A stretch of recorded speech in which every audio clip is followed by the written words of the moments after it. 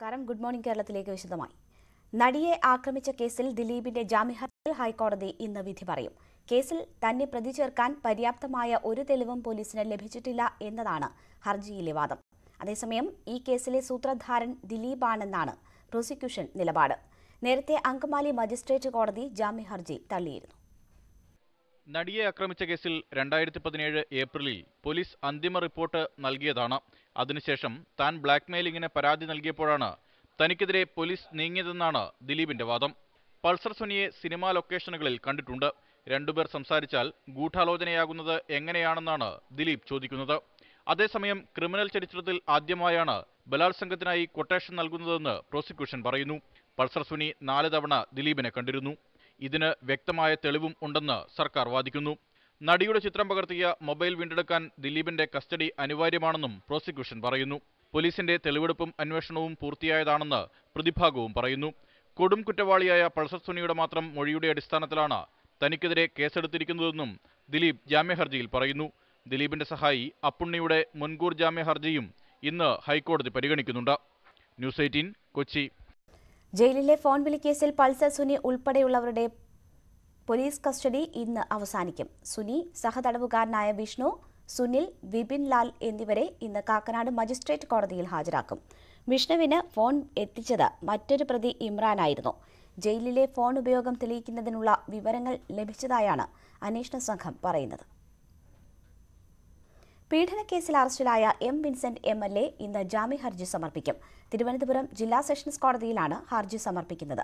അതേസമയം MLAയെ കൂടുതൽ ചോദ്യം ചെയ്യുന്നതിനായി പോലീസ് കസ്റ്റഡി അപേക്ഷ നൽകും. പീഡിപ്പിച്ചെന്ന വീട്ടമ്മയുടെ പരാതിയെ തുടർന്ന് അറസ്റ്റിലായ MLA റിമാൻഡിലാണ്. TP സെൻകുമാറിന്റെ മുൻകൂർ ജാമ്യഹർജിയിൽ ഹൈക്കോടതി ഇന്ന് വാദം കേൾക്കും. കഴിഞ്ഞ ദിവസം സെൻകുമാറിന് ഹൈക്കോടതി ഇടക്കാല ജാമ്യം അനുവദിച്ചിരുന്നു. ഒരു വാരികയ്ക്ക് നൽകിയ അഭിമുഖത്തിൽ മതസ്പർദ്ധ വളർത്താൻ ശ്രമിച്ചെന്ന കുറ്റത്തിനാണ് കേസ്. ജാമ്യമില്ലാ വകുപ്പ് ചുമത്തിയാണ് ക്രൈംബ്രാഞ്ചിന് കീഴിലുള്ള സൈബർ പോലീസ് കേസെടുത്തത്. അന്തരിച്ച NCP സംസ്ഥാന അധ്യക്ഷൻ ഉഴവൂർ വിജയന്റെ സംസ്കാരം ഇന്ന് കോട്ടയത്തെ കുറിച്ചിത്താനത്തെ വീട്ടുവളപ്പിൽ നടക്കും. സംസ്ഥാന ബഹുമതികളോടെയായിരിക്കും സംസ്കാരം. മുഖ്യമന്ത്രി പിണറായി വിജയൻ ഉൾപ്പെടെ നിരവധി പ്രമുഖർ സംസ്കാര ചടങ്ങിൽ പങ്കെടുക്കും. ഉച്ചയ്ക്ക് 12 മണിക്കാണ് ഉഴവൂർ വിജയന്റെ സംസ്കാരം നടക്കുക.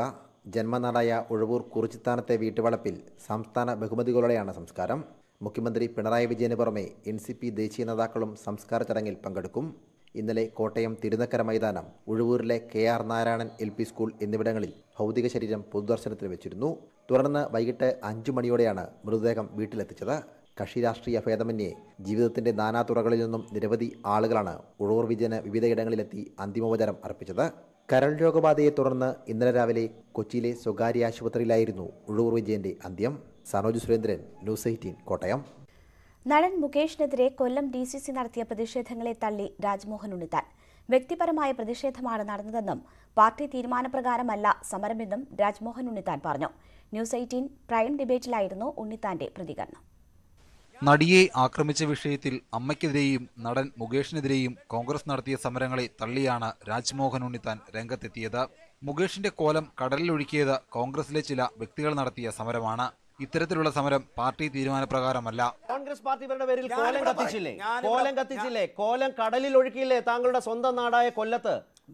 ഞാൻ ചോദിച്ചത് അങ്ങനെയുള്ളപ്പോൾ ആർജവത്തോടെ രാജ്മോഹൻ ഉണ്ണിത്താനെ ചർച്ചയ്ക്ക് വിളിച്ച് ഇതൊരു ജനാധിപത്യ രാഷ്ട്രീയ പ്രസ്ഥാനമാണ്, അതിലേതെങ്കിലും ആളുകൾ ചെയ്ത നടപടിയെ കുറിച്ച് പാർട്ടി നടപടിയാണ്, ഒരു വ്യക്തിയല്ല. നിങ്ങൾ അവര് ജീവിച്ചിരിപ്പുണ്ടല്ലോ, ഇത് ചെയ്താൽ പാർട്ടിയാണെങ്കിൽ താങ്കളുടെ DCC പ്രസിഡന്റ് അടക്കം പറയട്ടെ, പാർട്ടിയാണ് ചെയ്യുന്നതെങ്കിൽ കേരളത്തിൽ 140 അസംബ്ലി മണ്ഡലമുണ്ട്. പാർട്ടി തീരുമാനം എടുത്താൽ 140 എടുത്ത് നടത്തണം. അമ്മ വിഷയത്തിലെ കോൺഗ്രസ് സമരങ്ങൾ ഒറ്റപ്പെട്ട പ്രതികരണം മാത്രമാണെന്നും ഉണ്ണിത്താൻ വ്യക്തമാക്കി. ഞാൻ കോൺഗ്രസിന്റെ സമീപനത്തെ കുറിച്ചാണ് ചോദിച്ചത് ഉണ്ണിത്താൻ. ഞാൻ നിങ്ങളോട് പറഞ്ഞല്ലോ, കോൺഗ്രസിനകത്ത് ഒറ്റപ്പെട്ട പ്രതികരണങ്ങൾ വന്നിട്ടുണ്ട്. അത് കോൺഗ്രസിന്റെ പ്രതികരണമല്ല. ന്യൂസ് 18 പ്രൈം ഡിബേറ്റിലായിരുന്നു ഉണ്ണിത്താന്റെ പ്രതികരണം. News desk, news 18. BJP കോഴ വിവാദത്തിൽ വിജിലൻസ് നോട്ടീസ് അയച്ചവർ ഇന്ന് ചോദ്യം ചെയ്യലിന് ഹാജരാകില്ല.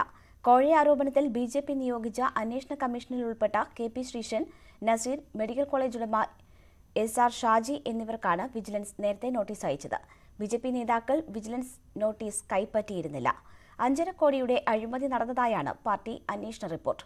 വിജിലൻസ് തിരുവനന്തപുരം സ്പെഷ്യൽ യൂണിറ്റ് 2 ആണ് നോട്ടീസ് അയച്ചത്. CPM നേതാവ് സുകാർണോയാണ് പരാതിക്കാരൻ.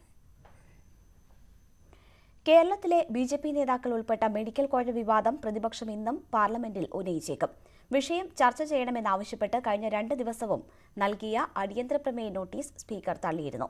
ഇതിൽ പ്രതിഷേധിച്ച് വെള്ളിയാഴ്ച ഇടതുപക്ഷം സഭ ബഹിഷ്കരിച്ചിരുന്നു. മോട്ടോർ വാഹന നിയമത്തിലെ ഭേദഗതി രാജ്യസഭ ഇന്ന് ചർച്ച ചെയ്യും. രാഷ്ട്രപതി പ്രണബ് കുമാർ മുഖർജി ഇന്ന് സ്ഥാനമൊഴിയും. ഒരു പിടി നേട്ടങ്ങളുമായാണ് രാഷ്ട്രീയക്കാരനായ രാഷ്ട്രപതി എന്ന വിശേഷണമുള്ള പ്രണബ് സ്ഥാനമൊഴിയുന്നത്. 6 പതിറ്റാണ്ട് കാലത്തെ രാഷ്ട്രീയ ജീവിതം, മന്ത്രിയായും MP-ആയുമെല്ലാം 4 പ്രധാനമന്ത്രിമാരുടെ വിശ്വസ്തനായിരുന്നയാൾ. 2 വട്ടം പ്രധാനമന്ത്രി പദത്തിലേക്ക് പോലും പരിഗണിക്കപ്പെട്ട വ്യക്തി. രാഷ്ട്രീയക്കാരനായ രാഷ്ട്രപതിയായി 2012 ജൂലൈ 25-ന് രാഷ്ട്രപതി ഭവനിലേക്ക് കടക്കുമ്പോൾ ഇതൊക്കെയായിരുന്നു ഈ ബംഗാളുകാരന്റെ കൈമുതൽ. ഏതെങ്കിലും മേഖലയിൽ രാഷ്ട്രപതിമാരിലെ ഒന്നാമനെന്നോ മുസ്ലിം, ദളിത്, സിഖ്, വനിത, ശാസ്ത്രവൈജ്ഞാനിക പട്ടങ്ങളോ ഒന്നും ബാധ്യതകളായി ആ തലയ്ക്ക് മുകളിൽ തൂങ്ങിയാടിയില്ല. താൻ നേതൃത്വം കൊടുത്ത UPA തകർന്നടിഞ്ഞ് പകരം എക്കാലവും താൻ ആഞ്ഞടിച്ച NDAയും മോഡിയും അധികാരത്തിലേക്ക് കടന്നുവരുന്നതിനും ഇന്ത്യയുടെ ഈ 13ാമത്തെ രാഷ്ട്രപതി സാക്ഷിയായി. കർക്കശക്കാരനായ ഒരു അധ്യാപകനെ പോലെ തിരുത്തലുകളുമായി എന്നും ഈ രാഷ്ട്രപതി അധികാര കേന്ദ്രങ്ങളിൽ നിലകൊണ്ടു. 11 ഓർഡിനൻസുകൾക്ക് പിന്നാലെ 12ാമത്തേതുമായി മോഡി സർക്കാർ എത്തിയപ്പോൾ ഭരിക്കേണ്ടത് പാർലമെന്റാണെന്ന് ദാദ ഓർമ്മിപ്പിച്ചു. അസഹിഷ്ണുതയ്ക്കെതിരെയും പാർലമെന്റ് അനാവശ്യമായി സ്തംഭിക്കുന്നതിനെതിരെയും ജനങ്ങളുടെ ശബ്ദമായി അദ്ദേഹം മാറി. തനിക്ക് മുന്നിലെത്തിയ എല്ലാ ഫയലുകളും തീർപ്പാക്കിയ ഈ രാഷ്ട്രപതി 30 ദയാഹർജികളിലും തീരുമാനമെടുത്താണ് പടിയിറങ്ങുന്നത്. രാഷ്ട്രപതി ഭവനിലെ ജീവിതത്തിനിടയിൽ 2 ഓർമ്മക്കുറിപ്പുകളും ഇദ്ദേഹം പുറത്തിറക്കി. ഇന്നലെയോളം സാധാരണക്കാരന് അപ്രാപ്യമായ രാഷ്ട്രപതി ഭവൻ അവർക്കായി തുറന്നുകൊടുത്തതും പ്രണബായിരുന്നു. 1,30,000 ചതുരശ്ര അടി വിസ്തീർണമുള്ള ഇന്ത്യയിലെ ഏക ഭൂഗർഭ മ്യൂസിയം രാഷ്ട്രപതി ഭവനിൽ അദ്ദേഹം സാധാരണക്കാർക്ക് തുറന്നുകൊടുത്തു. കലാകാരന്മാരെയും എഴുത്തുകാരെയും അധ്യാപകരെയുമെല്ലാം രാഷ്ട്രപതി ഭവനിൽ അതിഥികളായി കൊണ്ടുവന്ന് താമസിപ്പിച്ച് സർഗാത്മകതയുടെ പുത്തൻ കേന്ദ്രമായും തന്റെ ഓഫീസിനെ അദ്ദേഹം മാറ്റി. ഈ നേട്ടങ്ങളിലും അരുണാചലിലും ഉത്തരാഖണ്ഡിലും രാഷ്ട്രപതി ഭരണം ഏർപ്പെടുത്താൻ അടിയൊപ്പ് ചാർത്തിയത് കറുത്ത പാടുകളായി അവശേഷിക്കും. എങ്കിലും ജനകീയ സർക്കാരുകൾ അവിടങ്ങളിൽ തിരിച്ചെത്തിയത് ഇതും കഴുകിക്കളഞ്ഞേക്കാം. ജനസഞ്ചയത്തിനിടയിലേക്ക് മാഞ്ഞു പോകാൻ ആഗ്രഹിച്ച് ഇന്ന് പ്രണബ് കുമാർ മുഖർജി രാഷ്ട്രപതി ഭവന്റെ പടിയിറങ്ങുകയാണ്. രാഷ്ട്രീയക്കാരൻ എന്താണെന്ന് ഒരിക്കൽ കൂടി രാജ്യത്തെ ഓർമ്മിപ്പിച്ചുകൊണ്ട്.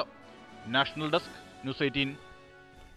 രാജ്യത്തിന്റെ 14ാമത് രാഷ്ട്രപതിയായി രാംനാഥ് കോവിന്ദ് നാളെ സത്യപ്രതിജ്ഞ ചെയ്യും. പാർലമെന്റിന്റെ സെൻട്രൽ ഹാളിൽ നടക്കുന്ന ചടങ്ങിൽ സുപ്രീംകോടതി ചീഫ് ജസ്റ്റിസ് JS കഹാറാണ് സത്യവാചകം ചൊല്ലിക്കൊടുക്കുക. രാഷ്ട്രപതി സ്ഥാനത്തുനിന്ന് പടിയിറങ്ങുന്ന പ്രണബ് കുമാർ മുഖർജി ഇന്ന് വൈകിട്ട് രാജ്യത്തെ അഭിസംബോധന ചെയ്യും. വിശ്രമ ജീവിതത്തിലേക്ക് കടക്കുകയാണെങ്കിലും ജനങ്ങൾക്കൊപ്പം ഡൽഹിയിലുണ്ടാകുമെന്ന് അദ്ദേഹം വ്യക്തമാക്കി. പാർലമെന്റിന്റെ സെൻട്രൽ ഹാളിൽ ഇന്നലെ നടന്ന യാത്രയയപ്പ് ചടങ്ങിൽ പാർലമെന്റിനെ മറികടന്ന് ഓർഡിനൻസുകൾ ഇറക്കുന്നതിൽ പ്രണബ് മുഖർജി അതൃപ്തി അറിയിച്ചിരുന്നു. പ്രതിരോധ വ്യവസായത്തെ സ്വകാര്യവൽക്കരിക്കാനുള്ള കേന്ദ്ര സർക്കാർ നീക്കത്തിനെതിരെ പ്രതിഷേധവുമായി ഡിഫൻസ് എംപ്ലോയീസ് ഫെഡറേഷൻ. പ്രതിരോധ ആവശ്യങ്ങൾക്കായുള്ള 143 ഉപകരണങ്ങൾക്ക് പുറം കരാർ നൽകാനുള്ള കേന്ദ്ര സർക്കാർ തീരുമാനം പിൻവലിക്കണമെന്നാവശ്യപ്പെട്ടാണ് ഡൽഹി ജന്തർ മന്ദറിൽ പ്രതിഷേധ സമരം നടത്തുന്നത്. കേരളത്തിൽ നിന്നുള്ള ഉദ്യോഗസ്ഥരുൾപ്പെടെ ആയിരക്കണക്കിന് ഉദ്യോഗസ്ഥരാണ് സമരത്തിൽ പങ്കെടുക്കുന്നത്. പ്രതിരോധ ആവശ്യങ്ങൾക്കായുള്ള ഉപകരണങ്ങൾ നിർമ്മിക്കുന്ന ഓർഡിനൻസ് ഫാക്ടറികളെയും പ്രതിരോധ ഗവേഷണ വികസന സ്ഥാപനങ്ങളെയും നേരിട്ടുള്ള വിദേശ നിക്ഷേപം ഏർപ്പെടുത്താനുള്ള ശ്രമത്തിനെതിരെയുമാണ് all India defence employees federation പ്രതിരോധ സമരം നടത്തുന്നത്. മിലിറ്ററി വാഹനങ്ങൾ, ആയുധങ്ങൾ, ആയുധപ്പെട്ടികൾ, തോക്കുകൾ, റൈഫിൾസ് തുടങ്ങി പ്രതിരോധ ആവശ്യങ്ങൾക്കായുള്ള 143 ഉപകരണങ്ങൾ ഇനി മുതൽ ഓർഡിനൻസ് ഫാക്ടറികളിൽ ഉൽപ്പാദിപ്പിക്കേണ്ടതില്ലെന്നും അവയെല്ലാം സ്വകാര്യ മേഖലയിൽ മതിയെന്നുമുള്ള ഏപ്രിൽ 27 സർക്കാർ ഉത്തരവ് പിൻവലിക്കണമെന്നാണ് സമരക്കാരുടെ ആവശ്യം. 41 ഓർഡിനൻസ് ഫാക്ടറികൾ, 52 ഗവേഷണ വികസന സ്ഥാപനങ്ങൾ, നേവൽ ഡോക്യാർഡ് ഉൾപ്പെടെയുള്ളവയിലെ തൊഴിലാളികളെ ഈ തീരുമാനം ബാധിക്കും. രാജ്യത്തെമ്പാടുമുള്ള 4 ലക്ഷം ഡിഫൻസ് ജീവനക്കാർ ഇന്ന് സമരത്തിലാണ്. നരേന്ദ്രമോദി ഗവൺമെന്റ് എടുത്തിരിക്കുന്ന തീരുമാനമാണ് ഡിഫൻസ് മേഖലയിലും പ്രൈവറ്റൈസേഷൻ, ഔട്ട്സോഴ്സിംഗ് ചെയ്യുക എന്നുള്ളത്. അത് നിലവിൽ വന്നു കഴിഞ്ഞാൽ ഇന്ന് രാജ്യത്തുള്ള 41 ordinance factories, 52 DRDO laboratories, naval dockyard, MES ഉൾപ്പെടെയുള്ള സ്ഥാപനങ്ങൾ പ്രൈവറ്റൈസ് ആകും. തീരുമാനത്തിലൂടെ വൻ തൊഴിൽ നഷ്ടമുണ്ടാകുമെന്നും തൊഴിലാളികൾ പറയുന്നു. പ്രതിരോധ ആവശ്യങ്ങൾക്കായുള്ള ഉപകരണങ്ങളുടെ നിർമ്മാണം സ്വകാര്യവൽക്കരിക്കുന്നത് രാജ്യസുരക്ഷയ്ക്ക് ഭീഷണിയാണെന്നും ഇവർ വ്യക്തമാക്കുന്നു. കേന്ദ്ര സർക്കാരുമായി പലതവണ ചർച്ചയുണ്ടായെങ്കിലും അനുകൂല നിലപാട് ഇതുവരെ സർക്കാരിൽ നിന്നുണ്ടായിട്ടില്ല. CPM സംസ്ഥാന secretary Kodiyeri Balakrishnan, MA baby തുടങ്ങിയവർ സമരത്തിന് പിന്തുണയറിയിച്ച് ജന്തർ മന്ദിറിലെത്തി. ന്യൂസ് 18 ഡൽഹി. CPM കേന്ദ്ര കമ്മിറ്റി യോഗം ഇന്ന് ഡൽഹിയിൽ തുടങ്ങും. സീതാറാം യെച്ചൂരിയെ രാജ്യസഭയിലേക്ക് മത്സരിപ്പിക്കണമെന്ന ആവശ്യം ബംഗാൾ ഘടകം യോഗത്തിൽ ഉന്നയിക്കും. യെച്ചൂരി മത്സരിക്കേണ്ടതില്ലെന്ന് PB നേരത്തെ തീരുമാനിച്ചിരുന്നു. ഇക്കാര്യം കേന്ദ്ര കമ്മിറ്റിയിൽ റിപ്പോർട്ട് ചെയ്യാനും ഇന്നലെ ചേർന്ന PB യോഗത്തിൽ ധാരണയുണ്ടായി. PBയുടെ റിപ്പോർട്ട് സമർപ്പിക്കുമ്പോഴായിരിക്കും ബംഗാൾ നേതാക്കൾ അവരുടെ ആവശ്യം ആവർത്തിക്കുക. പാർട്ടി കോൺഗ്രസിന്റെ വേദി, തീയതി എന്നിവയെക്കുറിച്ചും കേന്ദ്ര കമ്മിറ്റിയിൽ അന്തിമ തീരുമാനം ഉണ്ടാകും. പലസ്തീനുമായുള്ള തർക്കം കലുഷിതമാക്കി ഇസ്രയേലിന്റെ പുതിയ നടപടി. മെറ്റൽ ഡിറ്റക്ടർ സ്ഥാപിച്ചതിന് പിന്നാലെ വിവാദമായ അൽ അക്സ പള്ളിയിൽ CCTV ക്യാമറകൾ ഇസ്രയേൽ സ്ഥാപിച്ചു. കനത്ത പ്രതിഷേധമാണ് ഇസ്രയേലിന്റെ നടപടിക്കെതിരെ ഉയർന്നത്. ഇസ്രയേൽ അധിനിവേശ പ്രദേശത്ത് സ്ഥിതി ചെയ്യുന്ന അൽ അക്സ പള്ളിയിൽ മെറ്റൽ ഡിറ്റക്ടർ സ്ഥാപിച്ച ഇസ്രയേൽ സേനയുടെ നടപടിയാണ് സംഘർഷത്തിലേക്ക് നയിച്ചത്. സംഘർഷത്തിൽ 3 പലസ്തീനികളും 4 ഇസ്രയേൽ സൈനികരും കൊല്ലപ്പെട്ടിരുന്നു. ഇതിനു പിന്നാലെയാണ് പള്ളിയിൽ ഇസ്രയേൽ സേന പുതിയ CCTV ക്യാമറകൾ സ്ഥാപിച്ചത്. സേനയുടെ നടപടിക്കെതിരെ പലസ്തീൻ കടുത്ത പ്രതിഷേധമുയർത്തി. അതിനിടെ ഇസ്രായേൽ പലസ്തീൻ തർക്കത്തിൽ ഇരുകൂട്ടരും സംയമനം പാലിക്കണമെന്ന് ഫ്രാൻസിസ് മാർപ്പാപ്പ ആവശ്യപ്പെട്ടു. ഇരു രാജ്യങ്ങളും വിഷയത്തിൽ ചർച്ചയ്ക്ക് തയ്യാറായാൽ പ്രശ്നം സമാധാനപരമായി പരിഹരിക്കാനാകുമെന്നും മാർപ്പാപ്പ വ്യക്തമാക്കി.